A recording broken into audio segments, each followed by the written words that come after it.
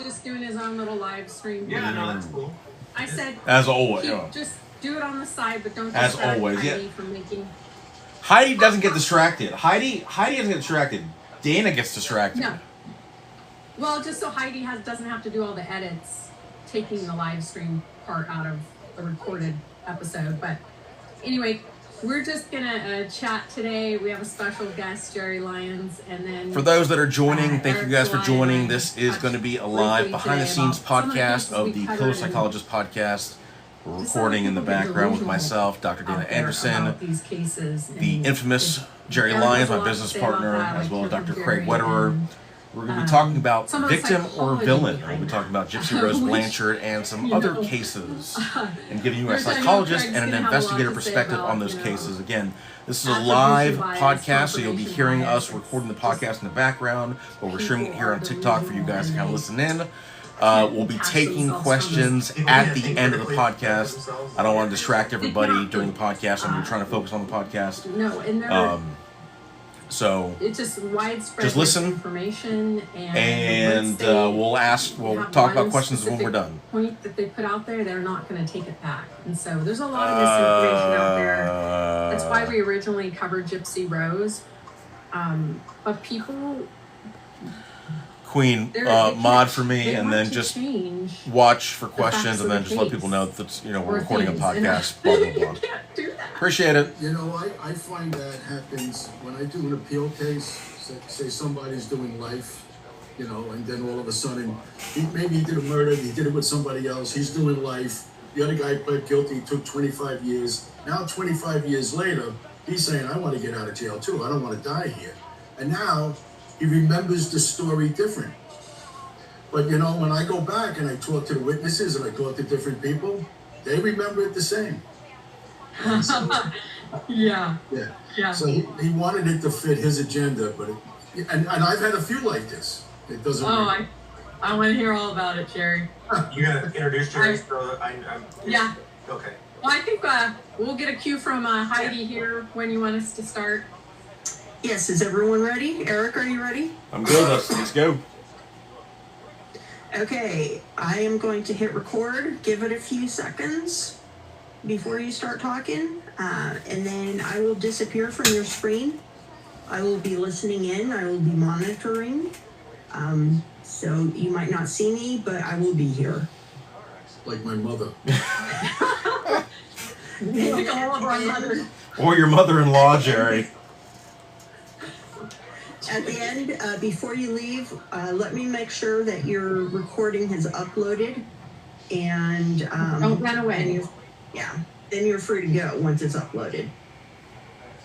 You can't leave till class is dismissed. Exactly. And luckily, I'm at the office, so it'll upload faster because I have fiber at the office. So Good.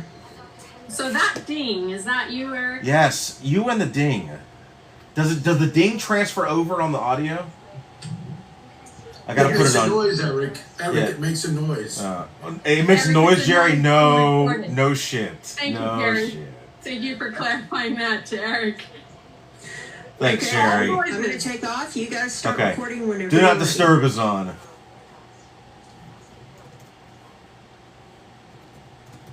Welcome to Killer Psychologist. I'm your host, Dana Anderson. We have an all-star lineup today. Of course, Dr. Craig Wetterer, Eric Zelaya, and we have somebody new on today, Jerry Lyons, who I'm excited to hear from.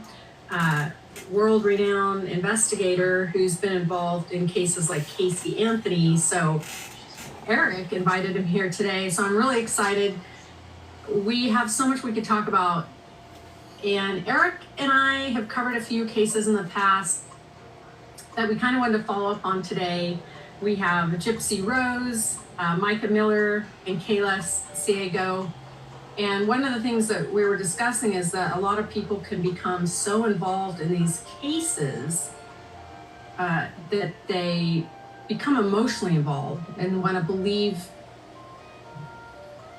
that it happened differently. Or they become delusional. And we know this because we worked on some of these cases in real life, but we covered a few of these cases on the podcast. And some people lost their ever-loving minds. And while Eric, for example, is a real private investigator doing this for his job, and people on TikTok are not, and they want to believe something else happened in this case, and when they become so emotionally attached to what they believe happened that they can't really accept the truth, and the problem is it creates widespread misinformation, and which is not helpful to the case. But I want to hear from Jerry, your experience dealing with the public. And I don't know if you're on TikTok or other forms of social media, but you are now. I am now. Yeah. He will be on TikTok soon, though. I just, you mentioned the Casey Anthony case, and she was the most hated woman in the world. And I would knock on doors to people who were supposedly witnesses, and they would spit at me. They would want, how could you defend her? And I would tell them that I'm just, because they all found her guilty. They all found her guilty. There was some woman on late night TV. She had some show, and she kept calling her Tot Mom. And every night she convinced the public. And this woman used to be a prosecutor. And every night she would convince the public that Casey was guilty as sin. And let's skip the trial. Let's kill her now. And so when I would go to try to talk to people, they already figured that she was guilty. And why are we going through the trial? Why are we wasting everybody's time? Let's just find her guilty and kill her. And I would have to explain to them that I'm doing nothing. I was a police detective in New York. You can probably tell by the voice. And all I do is look for the truth. And I would try to explain to them, listen, well, I don't defend anybody. My job isn't to defend. My job is to find the truth. And that's what I would do. I would just try to find the truth. But man, they already had their minds made up. I talked to one guy who just went on forever. He was very pompous. He was part of that search party that came from another state to look for Kaylee, and he was very pompous.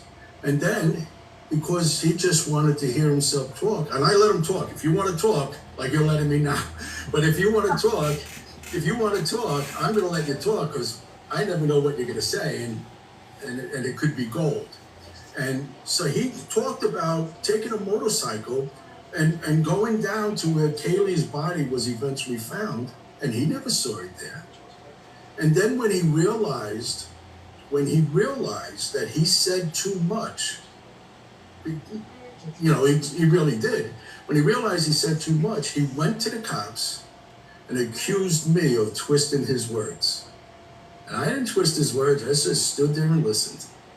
So, but he had an agenda, and the agenda wasn't Casey or justice.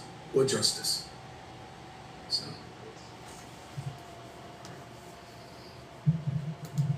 Yeah, Craig Witter, I want to hear from you some of the psychological aspects of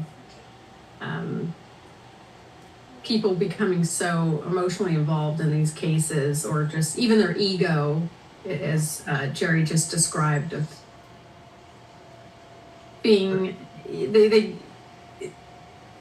just come up with a certain opinion they want to have, and they're not actually looking for justice or the truth. Yeah, no, this is an interesting area. Now, what you spoke to, I think probably the most salient bias that comes to mind. So this is the cognitive biases that we know in the social, science literature. So it's confirmation bias is what Jerry was talking about. This guy, again, using this as an illustration, likely had this preconception or this belief about guilt, right? Her guilt. And so when someone has that belief system in place, or that pre-existing belief system in place, it really does bias the way in which you think about, frame, or recall. So this can impact memory, because again, this goes into memory, because memory is reconstructed, right? So, memory is not a videotape. So when people are sort of, especially around witnesses, when we're talking to witnesses, oftentimes when they're recalling events that they witnessed or saw days, weeks, or even months or years sometimes prior. These are oftentimes are inherently unreliable, and it's because of those biases, that play a role in that. Oftentimes biases will play a role. Confirmation bias is just one of them. But you also asked me to talk about maybe some personality traits that might impact this as well, right? So we know that some personality disorders, particularly in clinical psych, we talk about the cluster B, which was an older term, but these are people who maybe have histrionic, features to their personality. These are people that like to be the center of attention. They want to be, in the spotlight. And those are the folks that we also have to watch out for, because again, those traits can intersect and can impact how they are recalling events. So there's a lot of dynamics involved, right? When we're talking about, especially when we're talking about, witness recall and people who perhaps think they saw something or heard something or whatever, that that when they go to tell a law enforcement investigator or a private investigator that is all subject to all the biases that all humans inherently have. All humans are biased, right? So that's kind of my initial take on that. I don't know if you have anything you want to follow up on with it. The thing is, like, I don't remember. I mean, Jerry, you'd probably know better than anybody else. I mean, granted, there was no social media back when you were a detective, and I feel like the more social media grows, the more these issues come out where, people are taking, I mean, first off, the true crime community is great. Don't get me wrong. I mean, there's a lot of great people out there in the true crime community. I mean, first off, we're all considered part of the true crime community. But I think you have professionals, and then you've got, I don't want to use the word amateurs because that sounds derogatory. But, you've got everybody, and I think they want to help. Everybody wants to help. I think they want to help. But I think the problem that you start getting is, like, you've got these people that have biases, and then they take these biases, or they take, they look at something, and either they're just easily manipulated, or they just don't want to research, or they just see something that just it aligns with their viewpoint. They just take that, they run with it, and then you have like this train crash reaction effect, where you have a case, and then you have all this misinformation that's coming out, because you have all these people that come up with these strange biases and all this stuff. And I feel like as social media grows and grows and grows, like this problem with in regards to cases is only going to get worse. And is going to get to a point where, are you going to have to worry about third-party interference in every major case because of social media? Well, I'll throw this out at you, Eric. What about this? What about the deep fakes and the AI-generated content that could create misinformation campaigns, right? I mean, this is the future that we're facing, right? In terms of getting the right information out or not getting the right information out, and just think about that. That's gonna. I'm very concerned about that. Yeah, I mean, you can easily take. I mean, somebody who has a following on social media can easily take any number of true crime stories, take any number of public records, alter those public records to fit whatever narrative they want to do, and you can spread that out there, and people would believe it. And how do you prove it wrong unless you take it upon yourself to do a FOIA request, to prove it wrong? But who has time to do all of that? Nobody. And I think that's what it is first off, I think people just, we like convenience, or we like social media. We like to have things now. People want investigations solved now. They want the news, the tea, they want it now. So I think people, I think there are people that are just nefarious that kind of market towards that. And, that's a great, I don't know if it's happened yet, but that's a scary idea that anybody could take any public record and you can twist the narrative, to fit it to whatever story you want, to attract whoever you want it to attract. Yeah, I don't know if you played around with some of the technologies that are emerging, and I don't know if we can I guess we can talk about different, not ChatGPT specifically, but I'll give you an example. there's a new AI, generative AI product that's available called Hendra. It's publicly available. You can try it for free as a beta and all that stuff. And you can literally take a still photograph of anybody you can capture on the internet. You can turn that into a video. If you capture a sampling of that individual's voice, you can create text, and you can generate a video from that static photograph that approximates that person, that reality of that person talking. And so, that's where the deep fakes are coming from. But when we think about like anything happening, and if you look at what's happening over in the United Kingdom right now with all of the riots, there was initially some misinformation, I think, that got out, right? That was It wasn't entirely true, but you got just an inkling of misinformation triggered this cascade of rioting and rage and all of this stuff. And so, this is potentially a big problem, a big issue. And I think we'll have some way to counter this. I think that's important too when we talk about, social media, and we talk about true crime, and we talk about Gypsy and all these other cases. We talk about misinformation, but I think that's important as well, as people don't realize that, well, granted, the laws in the UK are a little different than here in the United States, but the reason people got arrested in the UK isn't because they were just speaking freely. They were spreading information that was causing the death and destruction of personal property and other people, and that's where it becomes a crime. And, and again, I think we've talked about this many, many times before, where people just, they just get so emotionally involved in these cases, or these topics or these things, and they start stalking people or harassing people, all this other crazy stuff, not realizing the repercussions of, you can easily get charged, you can get arrested, you can end up slapped with a civil suit, there's a lot of things, and all it takes is that one person to for you to tee off, and I think people don't realize that. And again, we talk about, they just get so emotionally wrapped up in in these cases, but why? I have a relative who's heavy into, she likes crime, and she's Scott Peterson right now. She's all over the Scott Peterson case. Dana's shaking her head Dana's shaking her head. She's all over, and because she doesn't think he did it, and she's all over it, and she calls me constantly, and it's just crazy. And what happens? People get a feeling. They get a feeling, emotion, that's a feeling, right? And so they get a feeling about something.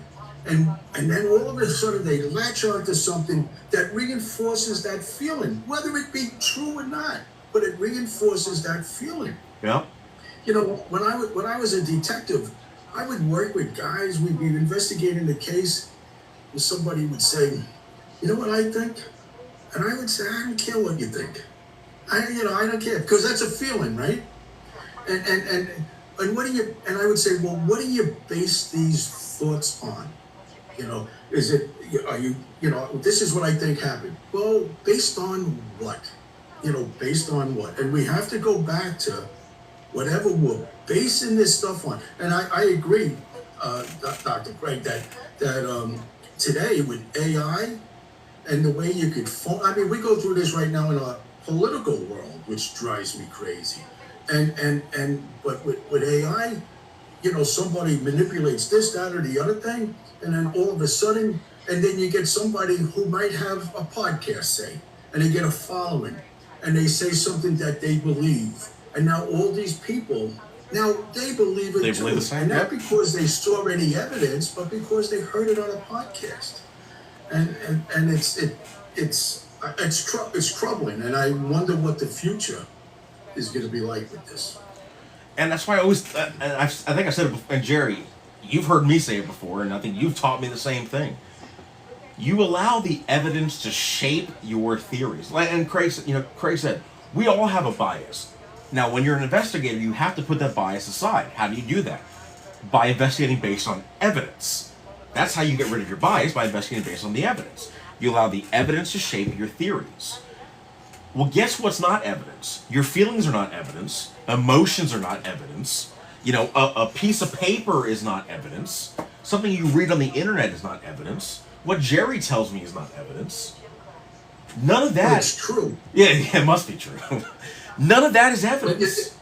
You know, you cannot base. You gotta follow the case. You have to follow the case, follow the evidence, not your emotion, not your heart, not your feelings. You know, because that doesn't solve cases. You know. I do have to say this though, because Jerry can probably, this will resonate with you. You were a detective. Many years you were probably a detective. I was a. Can you tell by his hair? Many years. Yeah, right.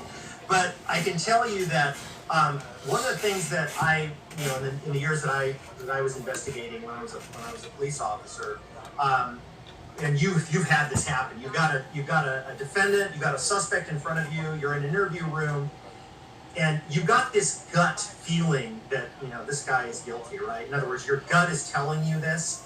So I always, and again, we know this from, again, the science. So I'm going to bring the science into this.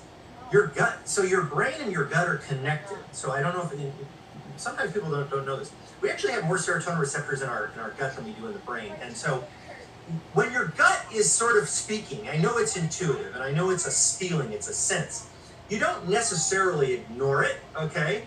But you use it, you know, you use that to then find confirmatory evidence or facts, right? You're looking for facts to support that. But at the same time, you want to always keep that open mind that we've talked about that before, where you always want to look at, well, what's disconfirming, what's dispositive, what evidence would suggest that this person in front of me perhaps did not commit this crime. So it's like looking at it from both sides is so critical, right? And we've talked about how there are investigators out there, and I saw this in the years that I worked, that they don't have that. They're sort of one-sided. Mm-hmm. They start with a conclusion about the guilt of somebody, and then they work to, and again, that's where confirmation bias comes in, right? They only look for the evidence or facts to support that confirmation or to confirm that conclusion that they've arrived at.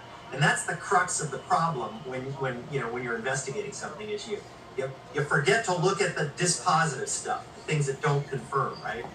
When I first became a detective, a little over 100 years ago, when I first became a detective, we were taught that our job was to, say, arrest or convict the guilty, exonerate the innocent. And I think too many people today forget about the second part, about exonerating the innocent. You know, the whole thing is to get the right person. It doesn't serve anybody. I mean, what good is it to arrest the wrong person? I mean, it's just, you might get credit for an arrest, you know, or whatever, but the person who did that crime is still out there. Is still out there. And so these people who manipulate confessions or do other things, you know, I have to tell you this, in New York, down in Florida, and other states too, they go by photo ID, right? You pick somebody out of a photo lineup, that's the guy. Man, I tell you what, I can't identify you out of a photo lineup, and I'm looking at you right now. And I had a case one time. I'll give you two example of two cases where a lady, misidentification is what I'm getting at. I show in New York we do lineups where right now. Right, you pick out a for photo those asking, it is a podcast. We're recording a podcast in the background. This is behind the scenes. Because you can't be sure. Right? For those, I saw some of the comments too. We are not investigating Gypsy Brothers. We are talking about it. We're talking about it from a professional perspective. Right? We're private investigators and forensic psychologists. We have two forensic psychologists on our podcast that also work with me. They can't see her. And then myself, my business partner, our PIs. We're discussing Gypsy Rose and other cases and just giving you a professional perspective on some things that we've seen here on social media. And this one time, this lady said to me, number two, if you enjoy being educated and behind the scenes on but he's Criminal not justice the guy is who a place robbed. for you. If you're looking for drama, this is not the TikTok Live for you. Right? Now, if we just went by the picture, that guy be in jail, right? That's a big problem, and that again, witness misidentification is a huge issue, and there's research that speaks to this for sure. Right. I mean, Well, the yeah, Innocence Project. exactly, and but there's a Yes, a we'll lot be of answering cases in questions which when we're done. I had the same thing happen where you give a 6-pack to someone. We call it a 6-pack, which is a photo lineup where you look for similar. You usually use DMV photos or pull from a DMV database, Right. so you have similar backgrounds, all of that stuff, and. Even though we would give an admonishment, right, that they're not under any obligation to identify and all those things, which based on the case, all you have to do. There were cases in which this person was misidentified, and then of course later, we confirmed that it was a misidentification because we had DNA evidence that then ruled that person out. But if you don't have, that's why it's the same thing with eyewitness identification. So the work of Elizabeth Loftus speaks to this. She's done a lot of research looking at the reliability of eyewitness testimony and witnesses, and unfortunately, eyewitness testimony and is actually inherently unreliable. So from a legal standpoint, as an attorney, I look at if I have a witness statement and say a witness has ID'd somebody as committing whatever it is, a robbery. My assumption is that person's recollection of the events and their identification is inherently unreliable. That's what I start with, right?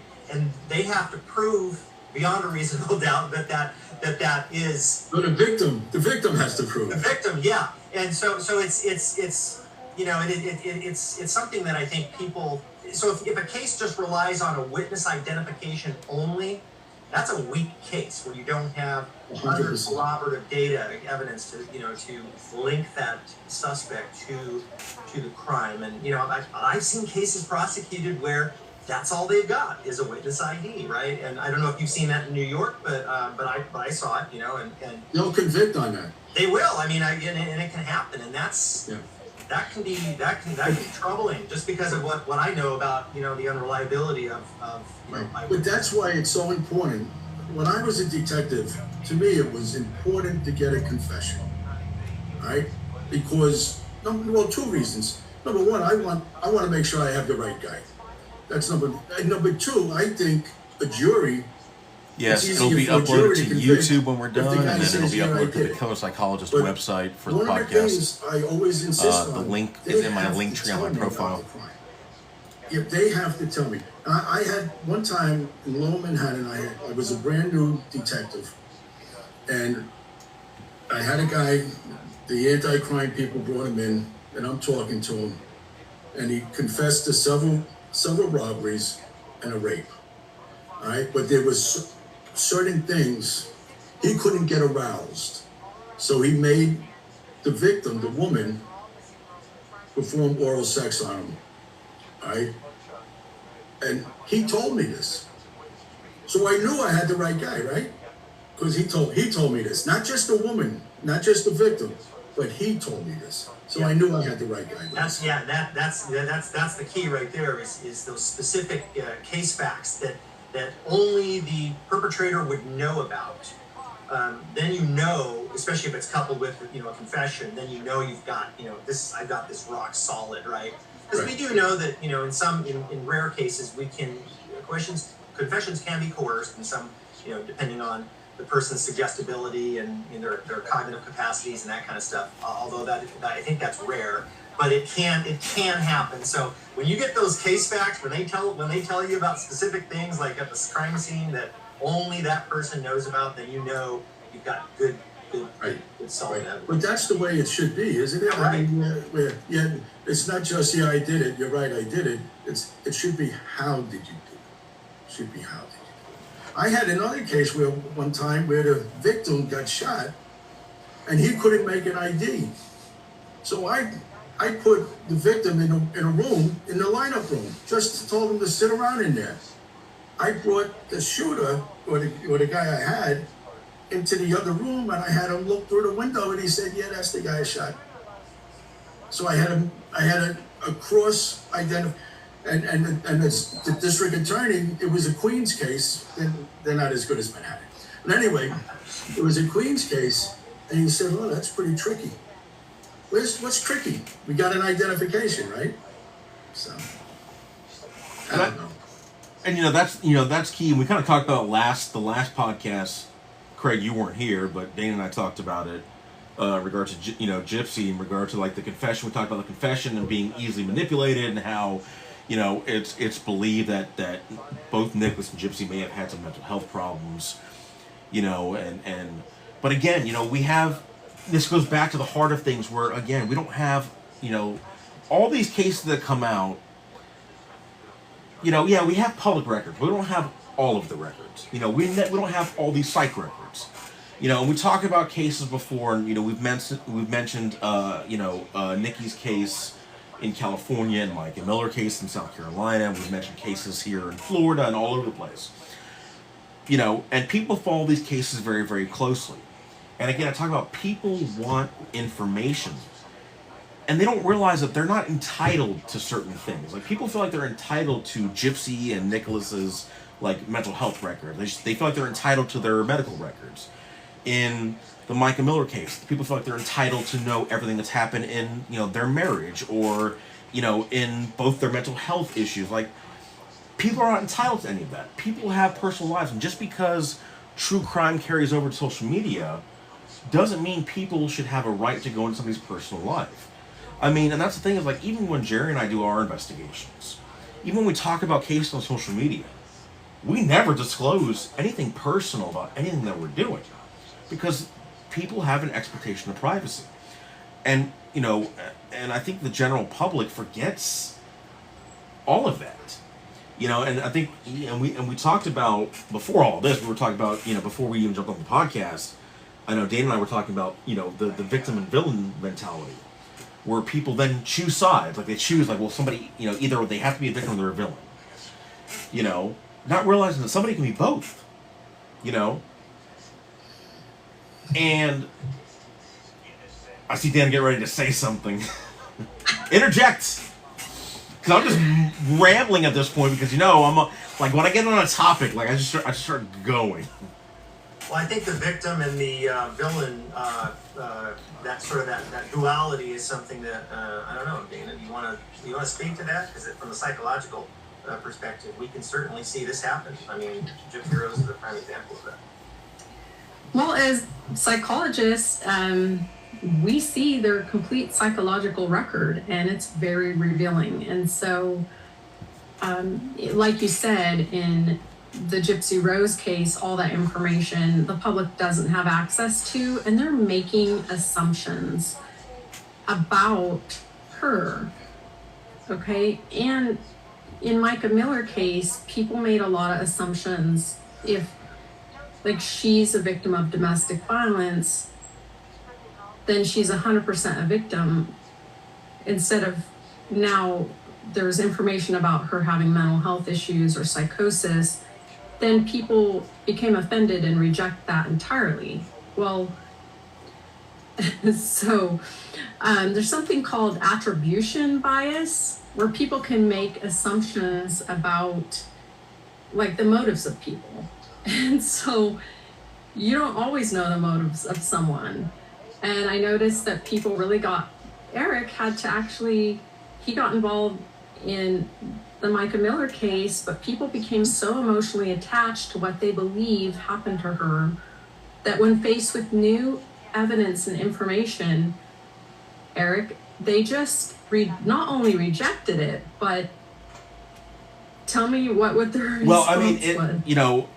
And again, for the Micah Miller case, we were, it was one of the cases that we had just seen, and we're like, we'll look into it, for the family. And I had been in contact with the family, and we were looking into it, but we had to take a step back completely, because it went crazy, because people get so emotionally involved with stuff, and they just start getting involved with social media drama and spreading rumors and then attacking people. And when you're a professional in the true crime community, you become a target, unfortunately. And I hate to, Jerry knows. Jerry did it with Casey Anthony. I mean, there's forums where Jerry's the topic of the forums. You know, and it happens in every single case. And not just Mike and Miller's case, not just Nikki's case, but it happens in every single case. You know, but unfortunately, you know, it's like, you know, you look into a case, you can't help it. You know, you can't do anything much. You know, you can't do anything else to assist with it, or, you know, whatever it may be. And I always tell people, like, look, one way or the other, whether you look into a case and you agree with the opinion or you don't agree with it, somebody is going to hate me for the decisions that I made. You know, when Jerry and I investigate a case, whatever we find out, somebody's going to hate whatever we find out, one way or the other. You know, it's just a part of life. It's a part of investigating. When you're a detective and you're working a homicide and you investigate the case and you make an arrest, somebody's going to hate your decision. It's just part of your job.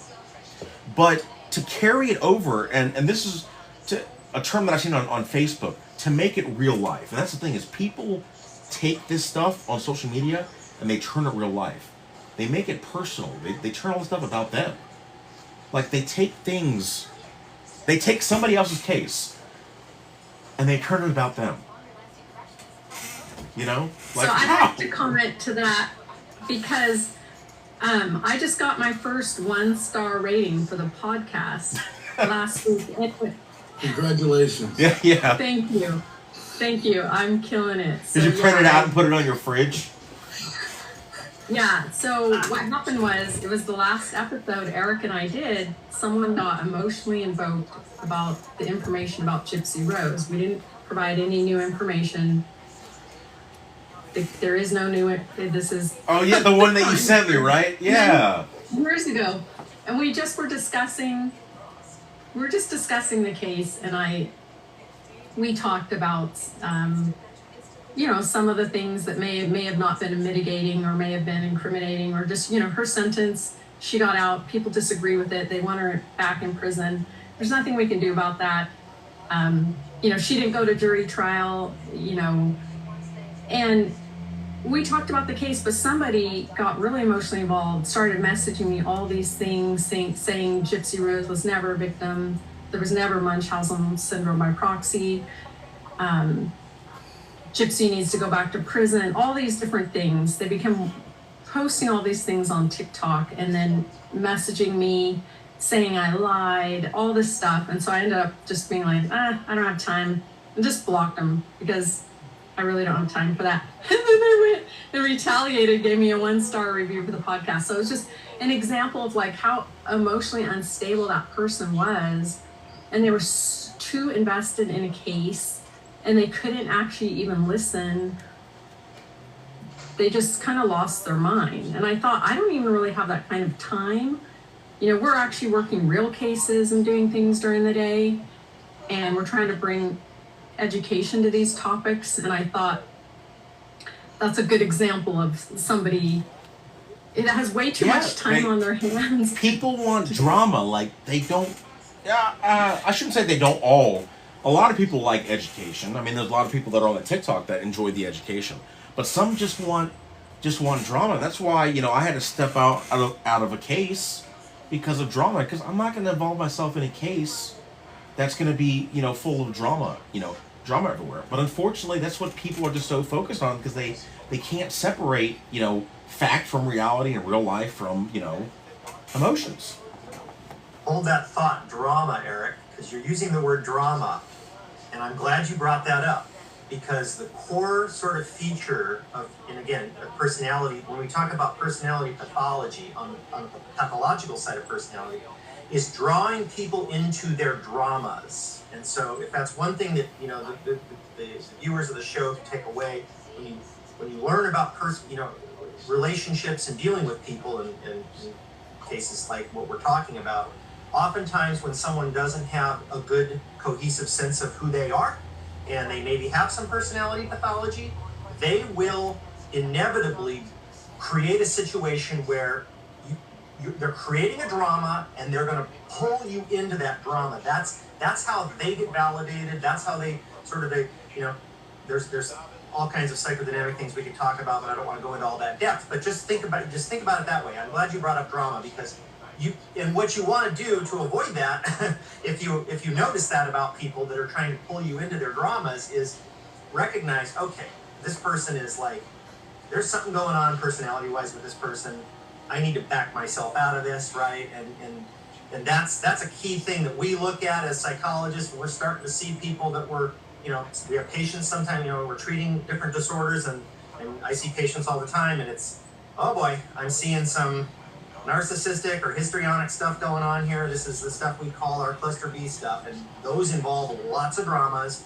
Borderline personality pathology is a similar type of thing where lots of drama, and they will pull you into that and make you part of it. And so the goal is to is to distance yourself from that, because you're not gonna win it with them, right?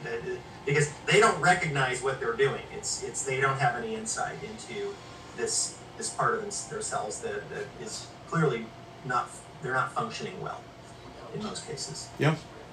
That's just a general statement. I'm not speaking to your commenter on the podcast or anything, because we don't know anything about that person. But I'm just talking about in general, right? Like it's all about the dramas. And I think that's the thing. The thing that makes probably Gypsy's case most probably interesting to a lot of people is because of like the psychological backstory to it. And I think that's what probably drew a lot of people in, because again, we talk about the villain and the victim thing that we were talking about, and some people will see the victim and some people will see the villain, but in all reality, again, you can look at somebody and see both, if both exist, or you can look at them and just see one of the other. But people don't have to choose a side. Like, you don't have to look at a case and like pick a side. Like, you don't have to be like pro-victim or pro-villain. Like, you don't have to pick a side. You can look at a case and be non-biased. But again, like you said, people just enjoy the drama. But I do want to talk about Son of Sam Law, and I want to talk about Double Jeopardy, because I know. Well, you weren't here the last podcast. It's just me and Dana. It was all lonely, and we just talked and joked. Dana, you had nobody to talk to. Yeah, I know. She had nobody to talk to. We were with each other, but it was so lonely. I was stuck. I think I was stuck in, I don't know, Napa wine tasting. I'm not sure what. Wine tasting. No, I was doing something. You used that word stuck. I was stuck doing something that was, I don't remember now. Well, my memory. This is the whole problem with memory. I can't remember. One of the biggest questions I've gotten on TikTok about Gypsy Rose, and again, I'm always fascinated with her case, of course, because of the death investigation aspect of it. Because, there are a lot of questions about the death investigation that I probably even still have, just because I haven't seen the full report yet. And I can't give an opinion on her case until I see the full report, because this is not how I operate. But there are questions that I think we can answer, because you're an attorney, and I think people love those kind of things. And that is, one, a lot of people always ask about Son of Sam Law. And they always ask, well, Gypsy is a convicted murderer. Because, look, let's face it, she was convicted of murder. Whether or not she stabbed anybody or not, she enlisted the help of somebody else to commit a homicide. That is no different than Charles Manson. She's a convicted murderer. A lot of people ask, well, how is she profiting off her crime? Doesn't the Son of Sam Law apply? Well, Dr. Craig, what do you have to say? Well, it gets complicated, right? So I think, Jerry's from New York, so the Son of Sam Law was, if I'm not mistaken, was a statute. It was a state statute that was passed back in the late 1970s. That was, a product of this prolific serial killer, Son of Sam. David Berkowitz. Right? And so that statute actually was ruled unconstitutional as overbroad in the Simon Schuster case. The U.S. Supreme Court actually overturned that. So, and this was on First Amendment grounds. So the issue in some of these statutory schemes is that, we do have this Constitution, right? And we have the right of free speech. So what was at issue in this case, in terms of that particular statute, is that the statute was deemed overbroad. In other words, it infringed upon someone's First Amendment right of free speech. And so, a statute has to be narrowly tailored, particularly when you have anything that's going to trigger a First Amendment sort of right? So if it's not narrowly tailored enough, then it'll get overturned, and often we see this happen a lot, right? So I'm not sure if New York revised the statute or enacted any new statute, and these are generally victim compensation sort of statutes. So it's not that you can't have those. They just the statutes have to be very narrowly tailored, right, so that they conform with the Constitution, right? So that's kind of my take on that. And so there are several states that have these statutes in place that they essentially bar profiting from the crime that was committed. So like in Gypsy Rose's case, it would be, if she was to sell maybe rights to a film or a book or something like that, she could potentially be banned from getting any recovery. But I think the problem in her particular case, and we can talk about that, is that the victim in this case is deceased, right? So that creates its own unique set of problems or facts that again, if this was if the state was to try to go after her, right, to recover, how are they going to recover? Who are they recovering for? Themselves. Right? Does that make sense? I don't know. It's the state. They're recovering for themselves. Look, I'm not a constitutional lawyer, so let me get that clear. I'm no expert in constitutional law. I am an attorney, right? But that doesn't mean I know, everything there is to know about the Constitution. In fact, it's been a long time since I've taken constitutional law. But you did stay at a Holiday Inn once. Memory, we forget stuff, over time. Can I ask you a crazy question? All right? Sure. And it has to do with Gypsy there, all right? Before she was a villain, she was a victim, right? Now, to me, she was a victim who became a villain who was smart enough to make a 10-year deal and is now out of jail. Yeah. But anyway, so we look at her and we're talking about this, whatever, making money on anything because she's a villain. What if she just wrote a book about being a victim? This is what my mother did or something. But you understand, I mean, she was both. She was both a victim and a villain. She went from one V to another. And so how do we talk about that? That's a great, how do we talk about that? And wouldn't that then become, I mean, I guess it doesn't become a crime of passion if you plan it, but can you plan a crime of passion if you're being beat down? You know what I'm saying? Yeah. Or I mean, so I this is a little bit, I think, deeper or more involved than just laying this out on the surface. Yeah, that's a great question, because this is very nuanced in the sense that we don't have just a clear-cut case where this is someone who for example, let's just say it was Son of Sam, right? Like or Jeffrey Dahmer or any of these like high-profile prolific serial killers who ended up writing a book or sold their rights to a movie. I know there's a lot of movies that have been made. But in this instance, she was a victim, right? So I think, again, if the state were to, was this Minnesota? Missouri. Was that, or Missouri? Missouri. So Missouri likely has a statute, a victim, compensation or recovery sort of statute, like a lot of states do. They would have to. This is just an opinion now. They would probably have a difficult time if that was what the scope of her selling her rights to, was, I want to tell my story about my life of being a victim as a child, right? Through this Munchausen by proxy, which is what was alleged, right? Yes, I have Law and Order at my office in the background. So in that context, that statute probably would not apply to her. I mean, I guess it's just an opinion. But where do we draw the line in that? How does that then cross over into then the crime that was committed, right? Where she enlisted her boyfriend, to commit this murder, and that's where I think it gets, we get into a little bit of a gray area. So I think, again, it would be one of these things that there would be some challenges, like for example, if she was to do this, and then the state of Missouri, attempted to file motions with the court to enact those statutes and prevent her or to force her through this civil mechanism essentially for any of the funds that were what we would probably call ill-gotten gains, I guess, in a certain sense. But anyway, the funds from any sort of sale of intellectual property rights would then go to this recovery fund. Would probably get challenged, and the courts are going to have to figure that out, right? So that's where judicial process, where the judge is going to have to interpret the statute, look at the facts, apply those facts to the statute, see whether or not, hey, we actually enforce this? And so I'm not sure if they could. Like that would be a tough one, I think. Yeah.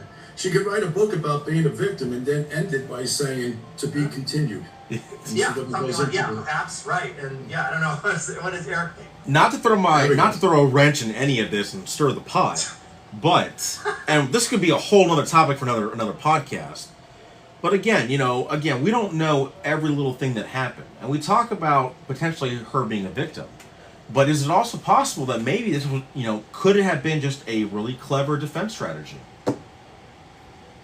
Good point. Don't know. I mean, right? I mean, Jerry says no. Jerry's shaking his head. No, because they would have to talk to witnesses, people who went through her life ever since she was a baby. This happened. She took a plea, Jerry. We don't even know. There's doctors. What? She took a plea. We don't even know. She took a plea. Never went to trial. Yeah. She never went to trial. Eric, the investigation into this would have went into her medical records, would have went into the neighbors, people who knew them, and stuff like that. Well, I don't think likely had lots because she was going into the hospital and you go to the doctors. But I don't think she took a plea. They would have known all. They wouldn't. I don't think they would have allowed her to make such a nice plea if they didn't know the full background. I don't think, but the information didn't come out until the defense brought it up. I don't think law enforcement uncovered any of that. You don't think the cops investigated? I don't think. I think they were handed the investigation once these two individuals said, "Yeah, we killed her and mailed the knife to ourselves." I agree with Jerry. So the cops didn't do any investigation at all. They didn't know anything about her past medical history. I don't know. We don't know. We don't know the full details of how much they actually knew about her past medical history because not all of it's been released. And supposedly some records have been destroyed after Hurricane. A little bit more credit. Well, supposedly records have been destroyed in Hurricane Katrina. So they wouldn't have been able to get records anyways because what about the neighbors? What about the neighbors? They get destroyed too? There are people, friends in school that she grew up with and stuff like that. They get destroyed too? They all went up in the hurricane. They were given this. Maybe it was a tornado, and they were given this investigation on a platter, Jerry. You had you had an easy manipulated individual, and then Gypsy, who just gave the cops what they wanted. What do they need? How soon did she sign that plea deal? Right? I mean, I don't know, but TikTok probably knows. I'm sure somebody on TikTok probably knows the answer to how soon she signed the plea deal after she was arrested. She had to take some time. She had to get an attorney. They had to discuss certain things. Yeah, I mean, they're going to discuss strategy. I mean, look, if the evidence is strong enough to where I'm assuming she took. Yes, you're right. We don't know much about this because again, we are professionals just discussing a case. We're not investigating this case in depth because we have other cases to worry about. If you're looking for drama or other stuff, you can go somewhere else. So, 10 years tells me she probably pled out to. I don't know if Minnesota, right? Missouri, sorry. They're all the same. Montana, Missouri, Minnesota, it starts with an M. Mississippi. M. So it's either first degree, second. Most states have some iteration of this. First, premeditation. Second degree, you have to have intent to kill. Third, or voluntary manslaughter. Technically, it's like a negligent homicide. You didn't intend to kill, but somebody died as a consequence of your actions. And then there's involuntary, right, which would be like a misdemeanor manslaughter or something like that. But states have variations of that. So I'm assuming she took maybe a voluntary. Is that correct? So July 2016, they said, is when she signed the plea deal. Yeah, what did she plead to, though? She had to plead to. She pled to homicide, but what I degree? believe it was second degree. Yeah, I think it was second. Yeah. if I remember correctly. Yeah, because she enlisted because she had requested her boyfriend at the time to kill her mother. So because there was no manslaughter there. That was a that was a premeditated design to commit a homicide. You can plead to anything. Yeah, because you have to have intent to kill for someone. But you can plead to anything. Yeah, but she pled to second degree. Right. And she probably, and the 10 years were probably on the table. So she knew if I plead to this, I'm gonna get 10 years. That's a pretty good deal, actually. I mean, Look, I'm not gonna lie, guys. If I was facing a charge and they came up to me and said, "Look, we'll give you 10 years if you just tell us," I'm gonna tell you what the hell you want me to tell you. 10 years, or I'm gonna face life in prison. You know what I'm saying? Like, It's But crazy. it has to be corroborated. It can't be, I'm gonna tell you whatever you want. It has to be corroborated. well, that's the thing is, again, we don't know how much was actually corroborated. We have to, as professionals, Jerry, we have to assume the police did their job. I'm not going to say the cops did not do their job. As a professional, I have to assume the cops did their job. Just as I do in any other investigation, I'm going to assume the cops did their job thoroughly. I'm going to assume the DA did their job thoroughly. Until I see evidence otherwise, I'm not going to make an opinion and say they didn't do their job. But when a case is handed to you, and Jerry, you and I both know from experience. Let's talk about experience. You work in cases, you and I have worked. We have seen cases where detectives get a case that's handed to them and they stop the investigation. It does happen. Well, then not every detective is a star. Not every cop is a star. Not every defense attorney is a star. There are people in jail just because they had lousy defense attorneys. I mean, and not every prosecutor is a star. I mean, but until I gotta believe that the cops did the job. There was a dead person there. We take that a little seriously, and whatever she's told them, I'm sure they had to go find out to see whether it was the truth or not. So. But I don't, like I said, I don't. Simple stuff. I don't think she disclosed the medical stuff at that time. I think that didn't come out till the defense brought it out. I don't think detectives knew about that stuff. About what? All her medical backstory. That didn't come out till the defense brought it out. She was the one that brought that out after the defense and HBO and all the other stuff. Well, prior to that, though. Yeah, that would be their defense. Because if you watch her interviews. She doesn't go over any of that in her interviews.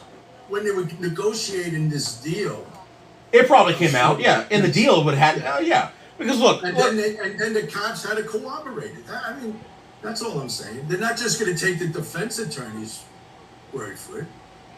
Well, that's the thing is, I mean, and let's be honest. Just assume you're a prosecutor, right? The prosecutor is not going to offer some sweet deal unless there's mitigation, and that's what we're talking about here. Is we're talking about mitigating facts. So again, from the legal side, if I was a defense attorney, which I rarely am, I have defended people before, but I rarely, but I have. And so we're looking for mitigation in addition to looking for dispositive facts and things to sort of essentially show that the defendant didn't commit the crime.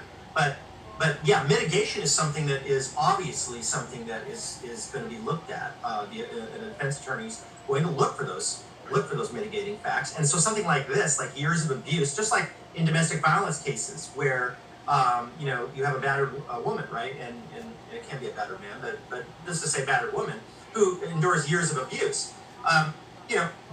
That abuse cycle and that can trigger all kinds of sort of these fear-based reactions where they can have self-defense as a possible, right? Maybe an imperfect defense, but they can assert that, and that can be certainly mitigating. And so yeah, they're gonna. I absolutely would be certain that that's what they did in this case. This probably was shown as mitigating, and the prosecutor and the defense counsel are working this out, saying, okay, look, if we go to trial, we're going to put all this on, right? Defense is telling them all these mitigating facts are going to go on, and a jury who is sympathetic to that may very well. They only need one. Correct. Only one juror, right? Correct. All you need is one. And then they got a hung jury, right? And let's be honest. Retry it, and it's a big mess. Any attorney that gets you 10 years on a second-degree murder charge is a great attorney. Let's just be honest with that. out of the thousands of... He's a good attorney with a great case. Well, I mean, that too, but I mean, out of the tens of thousands of hours of cases I've worked, and the case I've worked, Jerry, I mean, 10 years on a murder case, I mean, it's a really good deal. Especially when usually the minimum mandatory for secondary murder is life in prison, is the minimum mandatory. If you take it a plea, it's 25. 10 years is quite a downward departure from that, so there must have been a lot of mitigating stuff there. But again, we don't know everything, so I can't give a perspective. And I'm watching the TikTok comments here as we're talking. I'm watching the TikTok comments here. A lot of people are like, oh, you guys didn't research the case. You don't know anything. It's funny because, again, I have to keep reminding people that we have other cases. We're taking the time to talk about a case that has a lot of interest and give a professional perspective, a lot of questions that we see. But, we don't have time to dig into Gypsy's case. Look, she's already been convicted. She's served her time. We are not going to reopen somebody's case and do an investigation. That's not what we are here for. We're here to educate about true crime, psychology, what we do as investigators, and all of this stuff. And we do it with a fresh set of eyes. I don't want to read what everybody else has already done on TikTok. We want to look at Gypsy from our own perspective, and answer the questions that we're seeing. And one of the questions I keep seeing a lot is double jeopardy. And people keep saying, well, how can we get Gypsy to go back and get arrested? How can we get her charged again? Can she be charged federally? And these are all great questions. And Craig, I know you're an attorney. Well, doesn't mean you're an attorney at everything, but you know some stuff because you had to take the bar exam. Yeah, I had to take the California bar, which is actually arguably one of the most difficult bar exams in the country. Well, New York and California actually have the hardest bar exams, at least historically. Double jeopardy is obviously it's embedded, and all that just means is that you cannot try a defendant, obviously, for the same, and this is important, the same crime twice or again, right? So once they've either been acquitted or in this case, there was a plea deal taken and she has pled out to this charge, they cannot charge her again for anything that would connect to that fact pattern that connected to that crime. Now, it gets weird and nuanced when we talk about finding some other crime, perhaps, that may be a product of this enterprise, whatever, the totality of the facts. If it wasn't part of that charge, in other words, the elements of that crime, then there could be the possibility of another, filing, right, of a separate charge or a different charge, as long as it doesn't comport with those facts connected to that second-degree murder conviction or murder plea deal that she took. So that's how double jeopardy would play, could come into play here. She couldn't be tried again, obviously, for this, for the facts related to the murder, but it could be something related to that, And people, gun charge again, something that was not originally a gun charged. Well, there, but then you got statute of limitations. Let's start a new rumor. Anything. Gypsy had a gun. Statute of limitations. We're talking about a long time ago. So, yeah, it gets messy with this. It gets messy. Yeah. Somebody asked. I'm glad you clarified that, because people on social media, the reason why they wanted us to re-dig up the facts of the case, because they think that she can be re-prosecuted, and we've been continually saying, no, this case is done. So we're done here. What they are getting involved in is they want to know if she's violating the terms and conditions of her parole. Many people have an opinion on that. It's not quite as easy as you think. I'm in California, so look, I see violations of parole like every day, and nothing is going on. No one's doing nothing about that, okay? So, they're calling the PO and be like, she was talking to so-and-so, she shouldn't have been. Yeah. And it's, people think they just can make a phone call and be like, you need to send her back, as if going back to prison is. So maybe Eric can speak on that a little bit. Looks like Eric had some not just like all the police. Yeah, somebody asked a really good question that ties into what we were talking about, but I just lost my train of thought because, like, Dana and I have, like, ADHD, and so I'm, like, all over here, like, looking at things flashing, and I got Law and Order in the background. Somebody asked a really good question so we talked about double jeopardy. Somebody asked about perjury in regards to her plea deal. So let's say for example, because I think this is a really good question because I don't even know the answer to the question. Let's say for example, it ever does come out that the facts of the case, the evidence was wrong. It happens. Let's say she lied during her plea deal. Can they go back and get her for perjury? Depends. And so for one, proving perjury is difficult, right? But I mean, it can be done. In most states, in most jurisdictions, perjury is a felony and it's punished by, imprisonment or in the state prison. But they have to establish that under oath, right, that she entered, testimony of some sort under oath. That was in fact false, right? So it has to be proven beyond a reasonable doubt, just like any other offense. That something that she asserted was in fact false. But then we run into again a statute of limitations issue in the context of, this is a state court, I'm assuming. So I'm not a Missouri attorney, so I would not know what their statute of limitations is generally for that. But generally, there is a statute of limitations for most statutes, except murder in most. Which usually has unlimited statute of limitations. Yeah. Correct. And there's some other, sex crimes and stuff that they've expanded this in the recent years. But for perjury, I know there's a statute of limitations on that. We'd have to research it. Maybe Dana will do that real quick, and then we'll know. 3 years. 3 years from when, when that was uttered in court. So it has to be uttered under oath. Theoretically, could that happen? Well, no, because it's been longer than 3 years, right? So they wouldn't be able to bring that, that charge generally. And to answer Dana's question about the probation and parole thing, again, and I talk about my experience as a corrections officer dealing with people that were on probation and parole. It is very, very hard to get somebody violated on anything. I mean, 9 times out of 10, typically somebody gets violated because they violate an order of the judge, or usually they piss dirty. 9 times out of 10 it's because they piss dirty. If you don't piss dirty, most of the time your PO doesn't care. As long as you're checking in with your PO, you're going out of town like you're supposed to, you're checking in with them, you're showing up for your scheduled parole, your parole visitations, they don't really care what you do. Because even if you do get violated, it's not easy to get you locked back up. Like, people think that you just automatically get locked back up and go right back to prison. No, you have to have a hearing. You're usually released back out on bond pending your parole violation hearing. 9 times out of 10, the judge doesn't give 2 shits about your technical violation, because usually it's just an overzealous PO, and usually the violations aren't very serious. Unless you violate the law, or you're endangering people, or you're doing drugs, most parole officers are not going to violate you.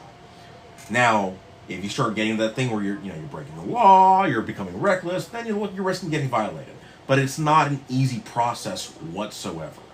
And I've seen it many times before. I mean, and we've even heard it.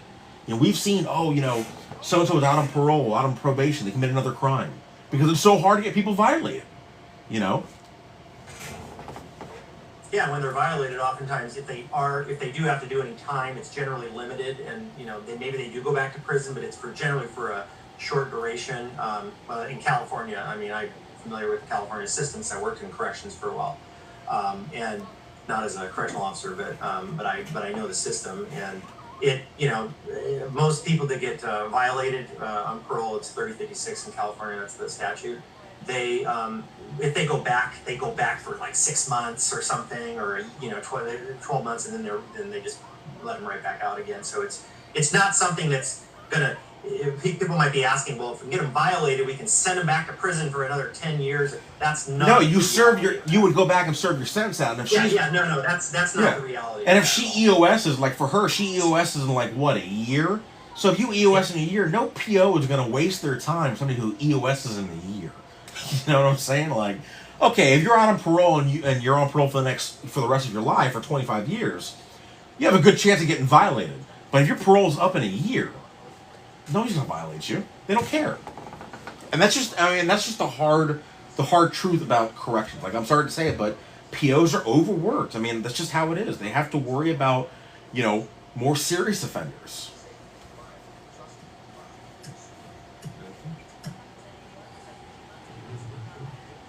Why are they looking at me? I didn't do nothing. We're looking at you, Eric.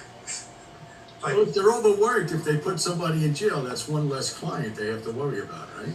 True, yeah. So they lessen their workload. They'll give them, at least in California. Yeah, but they still got to testify in court, Jerry. They got to write a report. I'm teasing.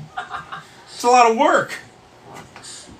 I don't know why people think it's so easy for her to just bounce back to prison, like you just explained, the whole judicial process. And even if you go to jail, and I see people every week in jail who are violating the terms and conditions, they go before the judge and they're usually released. I mean, or not even that. It's a book and release. They don't even stay overnight at the jail. So Yeah. I think there's a misconception about the justice system, although we'd like to think it works the way we see it on TV. We're just here providing how it really works in the real world. And it doesn't even mean we agree with it. We're just saying this is what it looks like. Yeah, this is and reality. This is reality, and it may not be fair or just. Even though someone's on probation or parole, they still have due process rights. If you're going to violate them, that's going to trigger they have a due process right to be notice an opportunity to be heard. So that's where the hearing comes in. So you don't just automatically just like we're sending you right back. There's going to be no process or availability of that person to have a right to be heard. And again, this is in most jurisdictions. I don't know about maybe the southern states are different. We are different. We're a lot different. They may have different rules, down there, but most places don't. That's all I got. All right, Jerry Lyons, you want to wrap it up with any wise words of advice for any of the listeners out there with all your experience? Give us some marriage advice, Jerry. 100 years ago? No. 100 years of experience. A little bit more. When we were talking about, and I'll do this real quick. I thought of another case. We were talking about when we said good attorneys, bad attorneys, and stuff like that. I had a case where a guy met a girl on Christmas Day on a dating site. She had a guy in the back of the car. She had to drop him off somewhere. The guy says, "Yeah, okay." So he gets in the car. They drive down the block. The guy in the back of the car shoots him 4 times in the head. Right? They did it to rob him. All he had was $1 because you have ATM cards now, right? So the cops catch them, and they have all this evidence. They catch them, and they give the girl, they make a deal with the girl, 20 years, twice as much as Gypsy, but 20 years. But she has to testify against the guy. The guy goes to trial, and he's found not guilty. Oh man! The state never put the girl on the stand. Now, how does the prosecutor not put the only eyewitness to a murder on the stand? So it could be another podcast. But what I'm saying is, so you have good attorneys, you have bad attorneys. Now this is evidently a bad prosecutor. Yeah, that's like a major. That's not even like an oversight. I don't even know how to respond to it. Hey, but that guy got not guilty and she got 20 years. Shocked. And again, it's always you always have to worry about the issue of credibility, right? When a co-defendant is testifying against another defendant, They had the gun, they had the bloody clothes. They had corroboration, so the statement then is just icing on the cake, so to speak, and would have probably got them over the finish line. Right. So I just when I was talking about good attorneys, bad attorneys, this popped into my head, and I figured I say it. So, but as far as leaving you with words of wisdom, I don't have any. So I just I enjoy this. I want to thank you for letting me be on. I loved my time being a cop, being a detective. I love investigations, and that's why I still do them. And because I just like it. I just like it. So, And working I with appreciate you having me on here. Working with me keeps him young. I had a full head of hair when I met him. He did have a full head of hair. he had a full head of hair until he met me, and then when he met me, started working cases, then his hair fell off. His hair fell off, so did mine on the sides. There's medications for that now. Yeah, right. Yeah. But this is the first time I met with two psychologists, and they didn't bill me and give me a bad, whatever. So. Jerry, come hang out with us again soon. I'd love to. I'd love to. Yeah, that was Thank great. Anytime, you. just ask. Thank you so much, guys. You're welcome. Don't forget, Jerry, stay on. Don't leave yet. We gotta, as soon as Heidi comes on to stop the recording. There's All right. Now it's time for TikTok. So let's see what TikTok has for us. While Heidi does her thing, we'll see what TikTok questions we got. Eric's So going to be somebody said, "Do we think that gypsies serve the right amount of time?" Well, that's that's a hard question to answer because who decides like whether or not who decides like how much time is reasonable? You talking about like when she's in prison? I think they're asking like, somebody's asking like, do we think 10 years was enough for like what she was accused of? Well, it's not for us to decide. Yeah, that's my thing. Like, anymore. it's a hard question to ask because like, it's like hard, it's. And you because you don't, like you said during the recording, we don't have all of the we're not privy to a lot of the discovery in the discovery package that the attorneys have. So in other words, plea deals are the product. They get discovery generally before they work this deal out. That's all pretrial stuff that's happening. So we're not privy to that. Like you're not, unless you're the attorney, unless you're the the prosecutor or the defense attorney. We don't know all the moving parts that are involved in here. So, attorneys are always looking at, remember what the prosecutor has to do. They got to prove up every element beyond a reasonable doubt. That's a high burden, okay? Like, that's why if I was ever going to, really practice law, which I, could do, but I just don't because I'm too busy. But the problem is, I wouldn't be a prosecutor necessarily, only to get experience doing it, because they got the burden, man. It's like the defense attorney can kick back and go, you know what, I don't got to prove anything here.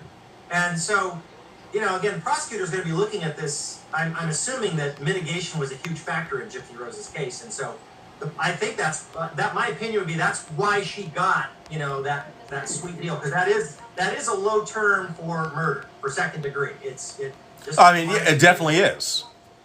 It is low. And so it's probably low because there was mitigation that they had enough information or evidence that, that the defense was probably saying, look, we're going to put this on, this is coming in, we're going to put it on, it's relevant.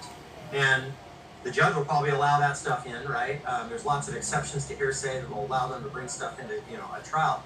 And so that's probably what happened there. It's like, man, we don't want to risk taking this to trial because remember the risk would be you take it to trial, you get a not guilty or you get a hung jury, and then then she walks free, right? So that's all part of the negotiation. Somebody asked. We're talking about sentencing. I know 10 years. I worked for a program called ConRep, and I had at least a half dozen people who committed murder, and they all served 10 years. And And they were all California, though. I mean, I know. California is a little different, like Florida.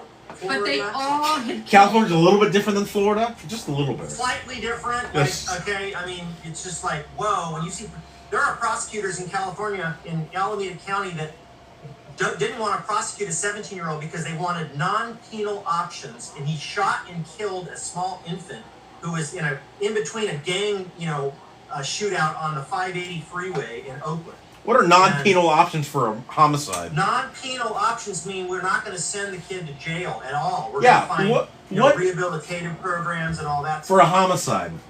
For a homicide. So let that one sink in. Somebody had a good. California is like really gone. Like I don't know. I don't even know what to expect. And that was a prosecutor? Yes, that was a prosecutor in Alameda County that did this. You should be fired. You can Google it. It's in the news. I don't know what ended up happening in the case, but the Asian, because it was an Asian victim, they were livid. They were like, "What is this? Are you out of your minds?" But doesn't he have a supervisor? Somebody said America laws are wild. Yes. Oh no, it was the America laws are crazy. Well, it's not the laws; it's the elected judges and the DA prosecutors that that chose not to do that, or that it was crazy. I couldn't. Wow. I was like, okay, that's too much. Now they recalled the guy in San Francisco. You know, that DA wasn't prosecuting. He was like letting all these felons go and everything, and not prosecuting a bunch of stuff. And finally, the people said, you know what, forget it, get rid of this. You know, so they got rid of him, but not in Alameda. So somebody asked a good question of whether or not Gypsy could be charged for mailing the knife when she mailed the knife after the homicide. Well, that would be that would likely fall under a federal statute, right? If we're talking about like mailing a weapon or something, because that's going through the mail. But again, we go back to the same problem of the statute of limitations. Statute of limitations, right? So again, that's a federal question, and so the federal statutes are similar. Generally, most statutes have they have statute of limitations for a reason, because we want things to be done timely. We want people, if they're going to be brought to justice, we want them. That's another due process, right? That's a constitutional right as well under the Sixth Amendment. It's like due process, right? Speedy trial. We don't want charging somebody 50 years later for something that they allegedly did. Creates big problems, because memory is, as I said, is not reliable, and evidence decays and all of that stuff. So that's the rationale for that. And even if they could, do you really think the prosecution a decade later has time for this? Not only that, but you got to remember, the feds only care about two things: cases that involve money and drugs, or children. If it doesn't involve those two things, especially with child porn and that kind of stuff, the feds don't care. Other than those two things, or I guess three: drugs, money, and children. Feds don't care. Well, terrorism, that kind of terrorism, stuff. the terrorism. Yeah. Well, after the fact, after the fact they care about it. Before the fact they can't prevent it. Sorry, not to get political. I hate being political, but I'm not a big fan of the government, guys. So I spent enough time working for them. What was that? Yep, everyone's uploaded. Y'all are free to go. Thank you, Heidi. You've been a wonderful host. Any more questions? Let me see. Yeah. I've got a quick question for you, Dana. On this week's... No, hiring her for the murder, that was already discussed. That would fall under the double jeopardy because it's part of the elements of the crime. I don't think I need to, unless you have feedback on that. I don't think you do. We just kind of get right into it. Yeah, fraud, possibly, but again, it depends on the statute of limitation, when it happens, right, things like that. Finished up for you. Child taken from her, again, it not depends on this how she is Wednesday, as a but mother. next You can't take a child from somebody until they actually have the You got child. all my books on the sides, Heidi, or do you not do that? Do I think she's dangerous? It's, time will tell. I can't go to my office. I can't give my opinion on her because I don't know her personally. Time's going to tell on that one. Craig, we just want, if your books were a little more organized, but honestly, we can't help you with this. If I had books like that behind me, it would be wallpaper, because I don't. All right, everyone. Thank you very much for recording on this Sunday afternoon, evening. And you're all free to go, and I'm heading out. Bye. Drive Bye. safe. Thank you, guys. Bye, Jerry. Come back. I will. Thank you. All right, guys. I appreciate all of you guys joining. Again, I apologize. I know some of you guys expected, an in-depth reinvestigation of Gypsy Rose. Unfortunately, that's not what we do. We're here to educate about, forensic psychology. We're here to educate about private investigations. We're here to educate on things that we are good at. And, we've seen a lot of great comments about Gypsy Rose here on TikTok, so we wanted to take some time to kind of give our experience and expertise about it. And kind of tie it in, with other cases that we're working, because a lot of the things that we see in Gypsy Rose, we also see in a lot of other cases that we're working too, and so it kind of ties in all together. So I appreciate you guys sticking around, listening to the behind the scenes story, bearing with me, through all this stuff. I'm all over the place. I apologize. It's hard to, when I got ADHD, it's hard to pay attention. But I appreciate the comments, guys. I appreciate you guys sharing the video. I appreciate you guys behaving and being professional, being respectful. I love all of you guys. I appreciate the follows. You guys know the deal. But I'm tired. It's 6:30. It's time for me to go home and blaze, guys. You know how it is. Time to post a gardening video at some point in time. But the link tree is up. Linktree, we will post the Killer Psychologist podcast that Dana Anderson runs. She'll post that podcast. Will be up probably this week, Wednesday or Thursday. I will post the behind the scenes video that we did here on TikTok. I'll post that to YouTube probably tomorrow when I'm in the office. And then I'll try to post some screenshots from here on TikTok. I will let you guys know whenever we do the next live what the topic's going to be. And as always, if you have any topics or cases you want us to talk about, please let me know. We will bring it up on the podcast. We'll talk about it here on TikTok Live. I'll try to make a video on it. You know, again, we try to be non-biased. We try to give you just our opinion only based on what we know and a little bit of facts. So, enjoy your night, guys. If you have any questions, shoot me a message. Inbox is always open. Love all you guys. Appreciate it.